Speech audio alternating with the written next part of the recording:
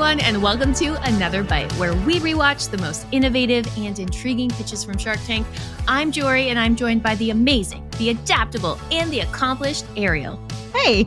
Life sure is beautiful when you have a cocktail in hand. They say poor decisions make the best cocktails. And in today's episode, these founders are looking to shake up an old-fashioned industry with their product. Will the sharks bite, or will this tall order just be too stiff? We'll see after we pay some bills. Long hours, small teams, uninspiring content. Marketing for a startup is hard work, but it doesn't have to be. HubSpot for Startups can help you grow your business without growing your stress. Their all-in-one platform connects your sales, marketing, and support all together. So you can increase leads, fast-track deals, smooth out support, and join a platform that more than 190,000 top brands trust. Plus, they have a constantly evolving collection of resources to help startups scale. HubSpot also offers discounts for startups on their top-rated customer platform. And not the kinds of discounts that barely make a dent. I'm talking about meaningful savings up to 90%. So if you're ready to crush your marketing, look no further than HubSpot for Startups. To see how much you can save, visit HubSpot.com/startups.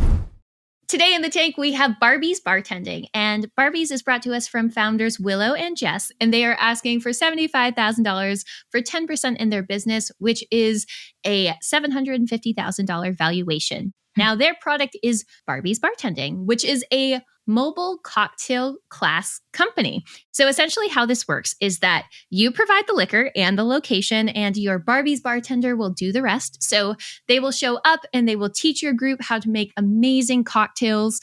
The use case of this is really birthday parties or bachelorette parties, corporate team building, etc. And they have a team of over 25 different people across different cities that are really helping bring cocktail cheer to new audiences. So thinking about the product, which is kind of a service, the pitch, and these founders, Ariel, initial thoughts. Jorie, Barbees Bartending. Where do we begin? I love how they were able to pivot their business model, considering the fact that they started in 2019.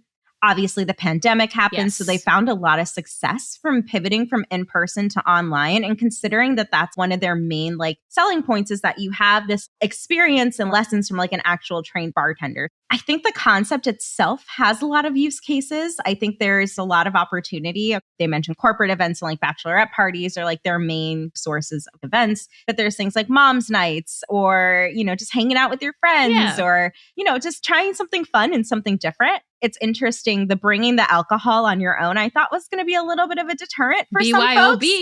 I don't know. I guess how does the Barbie know in advance what mixers to bring? Yeah, surely they get a list or something. Maybe there are some potential hangups in signing up and actually scheduling a class. They really want to scale this beyond just the classes. I think they're very focused on how do we expand on a regional based approach. I think for them, they should make it into a lifestyle. Ooh, okay. The Barbees bartending lifestyle. Do they come up with a book every year that's the Barbees Bible that has all the recipes that they did for classes that year that you can get and gift to a friend? Let's say you're the main HR person at your company and you're planning events. If you plan 5 or 6 events, do you get a special free event or something? So I think there's a lot of ways that they can keep customers within their ecosystem for more than a one-time use. Yeah, and really drilling down into that one-time use. Some of the initial skepticism of the sharks, I think they were curious about right now. The strategy seems that they're scaling by expanding into different cities. But what do you do when you've basically run out of traction of viable cities to expand to? So I think finding some kind of sustainability in how you're also encouraging repurchases is a great strategy here. Yeah. Just because even in a city itself, there's going to be a limited number of people that this is going to resonate with. So making sure that they're also encouraging ways to get those same customers back, especially if they really enjoyed their experience, I think is going to be really key here. So beyond affiliate marketing, say you were brought on as a consultant. What would be your recommendations for Barbees in terms of channels they should be leaning into, how they could be expanding or thinking about scale beyond that location-based targeting?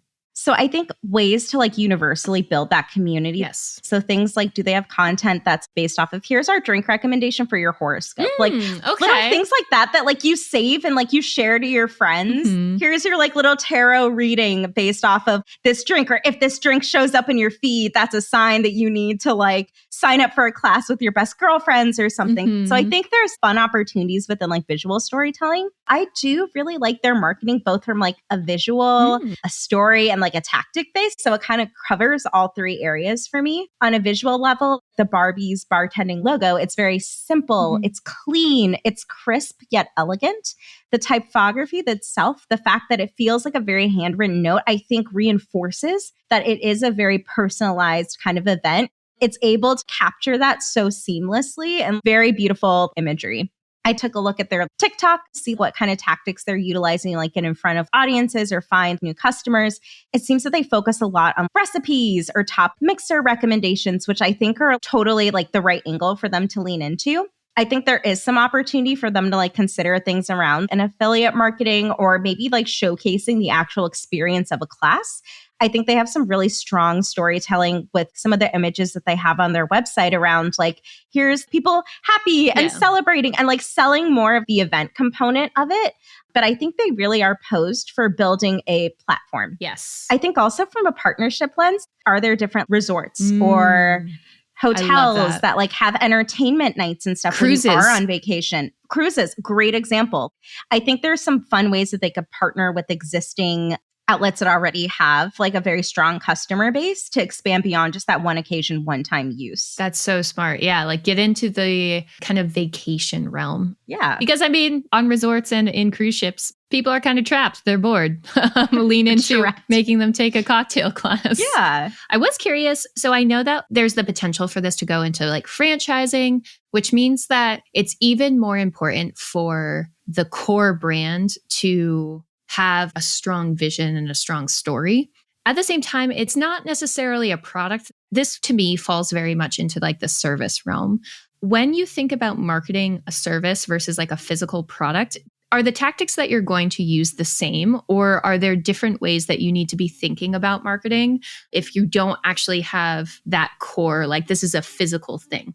Yeah. I'm going to turn the question back on you, Jorie, because I feel like that's a great question from like an academy lens too. But I think it's more so selling the experience. When you have a physical product, it's easier to demo, whereas like you're really relying on a good use case of emotion-based marketing. So you're really focusing on tying into a need that people have. And maybe it's like, oh my God, I'm so bored on vacation. Yeah. I think that's like the biggest opportunity for them is to lean more into like, this is why this is a value add. This is why it's something super entertaining or super fun or a great bonding experience. Leaning into that emotion a bit more because it is challenging when you are selling a service as opposed to an actual tangible good. Yeah, that makes total sense to me.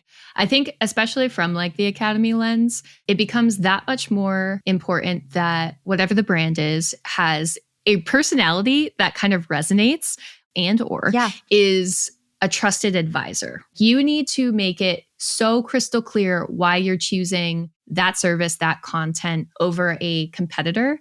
In the case of HubSpot Academy, I think that a lot of our authority comes from there's that sense that we have this like proprietary information we're giving to you and don't you want to use that, of course. But I think what honestly makes people stay is that the professors build content in a way that's super approachable, it's super friendly, and we sort of make you feel like we're your best friends that are like, hey, when it comes to marketing strategy, like, oh my God, you should be doing this.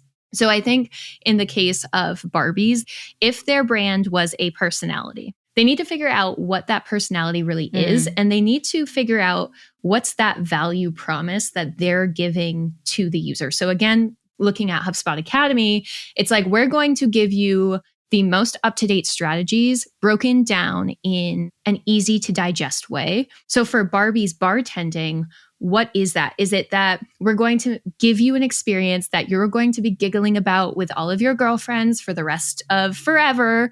Or is it that you're going to walk away and you're going to be able to absolutely crush this one cocktail? You're going to be able to make this forever. I think really leveling down on what their value add is for whatever the persona is and making sure that that's so obvious in their messaging, in their branding, in their marketing, and in the training for the folks that are actually delivering the experience is going to be key, because that's ultimately what is going to keep your online defensibility, right? So like for HubSpot Academy, there's hundreds of other academies. We're always constantly evaluating, how do we make sure that we're the one they choose? I think that Barbees just needs to continue to have that conversation. I think that from what I've seen from the pitch, they definitely are already having it, right? Like it's not something that they have missed. I think as they think about scale, answering that question and having that like really mission-based approach is going to help them be sustainable in the long run. Be sustainable. Be, Barbie, be. Generate some good buzz for their product. Yeah, generate some buzz. I love that. Okay. So looking at the buzz generated from our sharks, Mark liked the idea.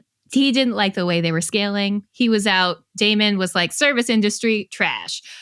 Well, he said it in much a different way. Love the Jorie translation. But it was Daniel that was like, I love the vision of bringing together and connecting people. Surprising. I was like, Daniel, in service. Like, damn, Daniel. What is your portfolio? Yeah.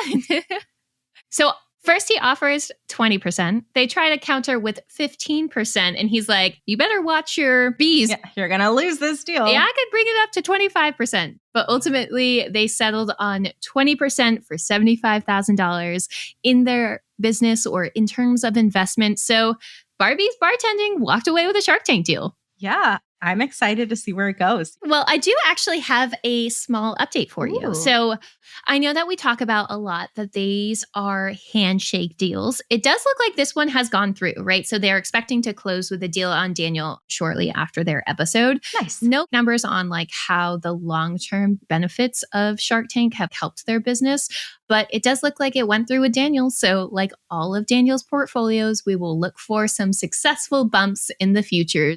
Barbees Bartending coming to a city near you.